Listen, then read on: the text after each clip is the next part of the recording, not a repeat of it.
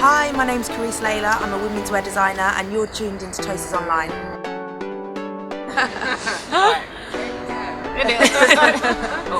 Hi, I'm Kai Murray. You're watching The Style Line on Toasters Online. Here with Karice Leila, owner and founder of K Label. Hello Karice. Hi. How are you doing? I'm good, thank you. You're very fabulous, as I see. I'm wearing just a bit of H&M. This trench was £20 and it's a size 18.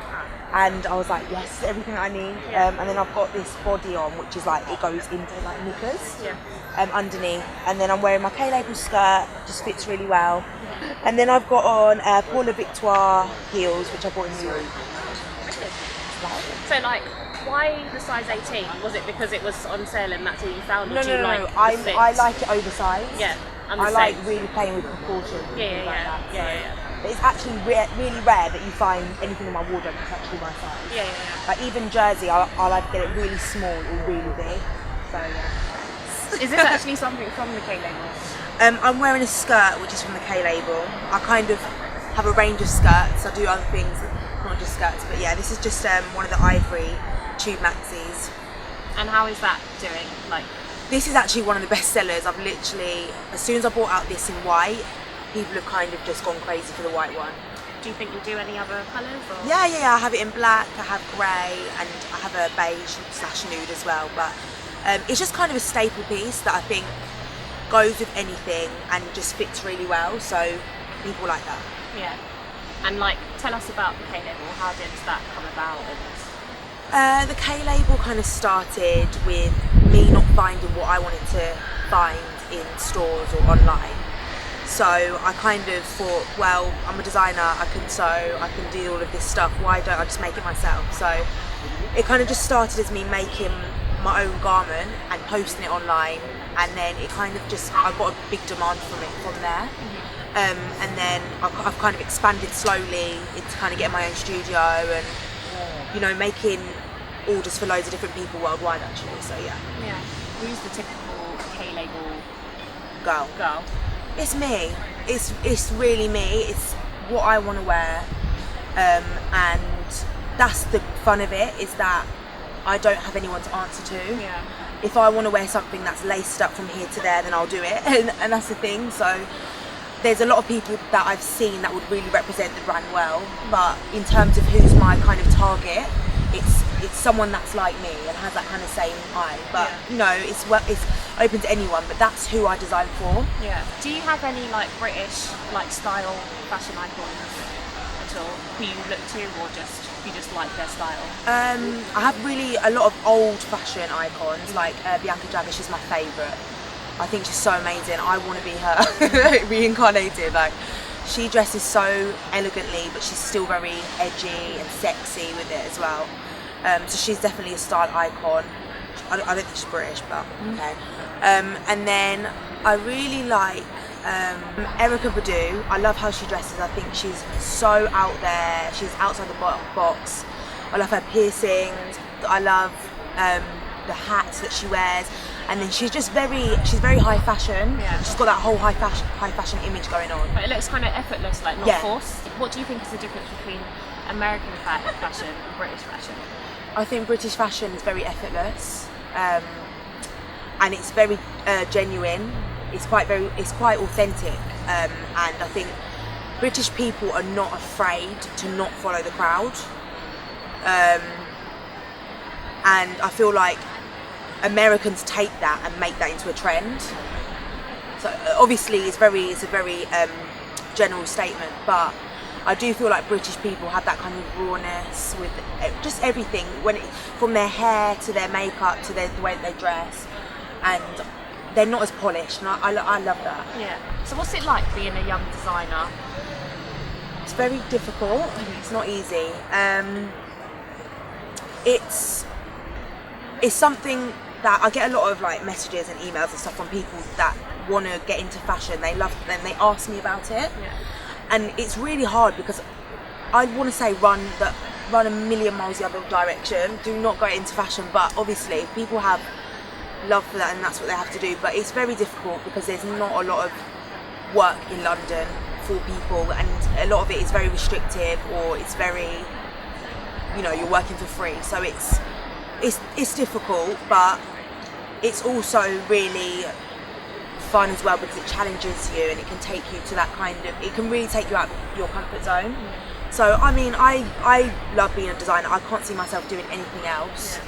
Even in fact, like even in fashion, I don't think I could be any other role. Maybe styling, but I love being a designer. What were you doing leading up to designing? Like, what steps did you take? Did you do any internships, or how did you get experience? Yeah, I did internships. I studied fashion design, and I did a couple internships in the industry. So I did like a big brand, and then I did a small brand. So it was, and actually I worked a lot in London Fashion Week as well, which is really good to get into, because it's exposing you to the fun side of fashion. So that's kind of what makes you fall in love initially. Is being there and seeing people that have designed this collection that they love, and being able to show it to the world, really. So the internships are so vital, and I gained most of my experience doing internships. This story's so bad. Okay, I was interning at Vivienne Westwood, and it was like my first day. So my line manager showed me around, and she showed me to the archive room. They have literally a whole floor downstairs full of archive pieces from the collections. Obviously Vivienne Westwood's been going on for decades, so you can imagine like how big this room is. So she's like, choose anything and get some inspiration. It's for inspiration, right? So I pulled her jacket and took it upstairs, put it on the mannequin where I was working, and I started sketching it, and I started doing whatever. Then I pulled my phone out to do a photo of it. So I took a photo of it and I posted it on Instagram, and I tagged the location, which was the headquarters. All of a sudden there's a woman runs up the stairs, dum, dum, dum, dum, dum, and she's like, who's posted this photo? Like this. Can you imagine? It's my first day at the internship, and I was like petrified. I literally I prayed for the ground to swallow me up. I was like, I did. And she knew exactly, because she must have looked on the page that posted it and seen like there's that little frizzy girl over there. So she came over to me, like, you posted this picture? Like, she was shouting at me. She must have not known it was my first day. And I was like, yeah, like I could take it down, like whatever. And my line manager was like, it's an archive piece. Like, she basically saved me. She was like, it's an archive piece, don't worry about it. So I got away with it. But yeah, definitely like being excited and like posting pictures and doing all that rubbish it's not great. Because obviously in the industry it's all about, like, if you took a photo of a sketch that you did and it's about to go into a collection, you could get seriously told off for that, because it's like, well, you basically released what we haven't released yet.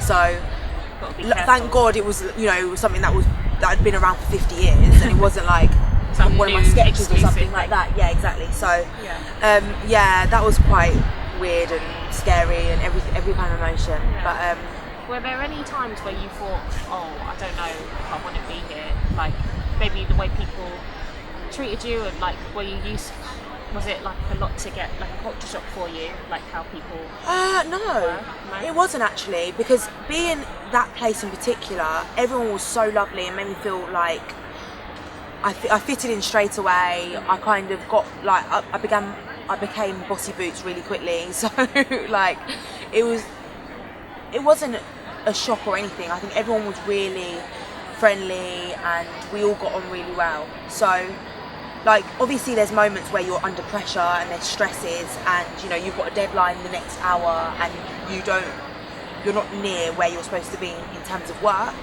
which makes you want to just be like, F it, but sorry. But yeah, I kind of just really just went in, and it was fine. How have you built your wardrobe? Is it complete, or is it like a work in process? Oh, definitely a work in process. I kind of add to it very regularly.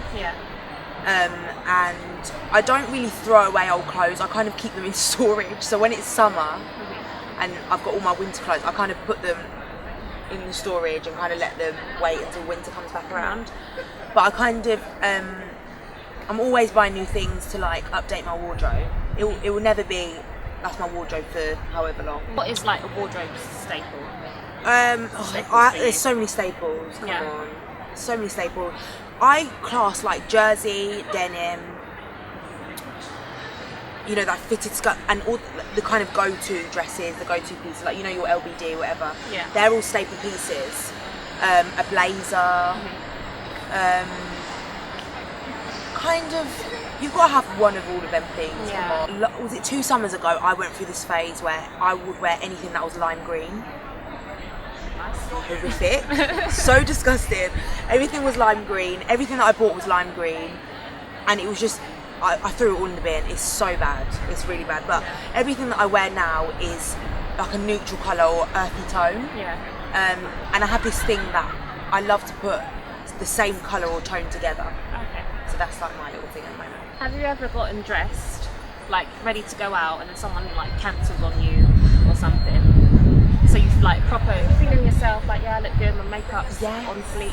I was on fleek the other week, and my girl was like, no, we're not coming now. I was so upset. I literally had a hissy fit. I took about 1,000 selfies and selfie stick body, all body selfies, and I went to bed. I was so upset. And had you done your makeup and everything? Did everything. Yeah. I was fleeky that night. I was so fleeky. I was ready to slay. I wanted people to cry real tears, and she cancelled on me. I was so upset. And what do you do in that situation? Oh my god, what can you do? I wish, like, I don't know, like. Do you take yourself out anyway, or did you go to bed? No, come on. What can I do? I had to go. I cried and went to bed. Yeah. Do you ever worry about like sharing your like goals and kind of dreams with people? Like, not in like a mean way, but like in fear of people kind of shutting you down and... Yeah. I think that I come across, like a lot from what I've got from people, I seem to come across that I'm quite ambitious and know what I want. That's what a lot of people say to me. And I have no problem with people knowing that, because I feel like that's a motivation. When I see someone and they are driven, they're doing what they want to do, or you know what they want to do, that for me is motivation. So if I'm motivating people to do what they've got to do, then I have no problem with that. But in terms of saying, I want to be this, I want to have this, I want to have that, I don't know if I would do that, just because there's a lot of haters. Yeah. People hate. People don't want to see people, especially local people or people that relate to them, they don't want to see them do well, unfortunately. But it is what it is. I tell my close friends my goals and family and things like that, and that it kind of stops there. Do you have any other projects that you're working on, or like what's next? Like, obviously the K-label is something that you didn't expect to, you know, be received so well. Yeah. Will you run with it, or do you have anything else in line? I will definitely run with it, because I didn't expect the feedback and the response, and I didn't expect for people to be so excited about it. Like, some of the messages I get when people receive my product is like, it's really like, it makes my whole day. Yeah. Because it's like, wow, like I didn't know that it was that big of a deal. But so it's something I'll definitely run with, and if it makes other people happy, it makes me happy. Let's do that. But I do obviously have a brand called Walcott London as well. That's a higher end label, and it's not as affordable as the K label. So it's something that I need to kind of really put a lot of mastermind behind it until it can be officially released to the world and available for people to buy and wear. Sounds exciting. So like, how would that differ? Will there be like, will it be more, other than like it being more higher end, will you be doing more trousers, coats, or... Oh yeah, it's very outerwear heavy. Or still women's? Not menswear. I don't really like menswear. It's very restricted. Men are crybabies, and they don't want to wear this, they don't want to wear that. So I mean, I'm not completely shutting down menswear. If I could hire, once I got Walcott London, you know, established, if I could hire a menswear designer that was amazing, I would do that. But personally, I want to stick to women's wear. It's very outerwear heavy, so it's a lot about, you know, them winter coats and them dresses, and it's all about statement pieces that like would really turn heads, Yeah. and it's all for about the women that are attention seekers and just want to walk down the street and everyone would be like, where's that from? Where can people see like your stuff, K-label and stuff? So I'm on Instagram only. It's at Leila, KCLEILA, and also at the K label. So the K label you can place orders, and then Leila is my personal page. It's been really lovely catching up with you. Thanks. Like, wish you all the best with the K label, and be really excited to see like what turns out and pans out with Walcott London. Yeah. Stuff.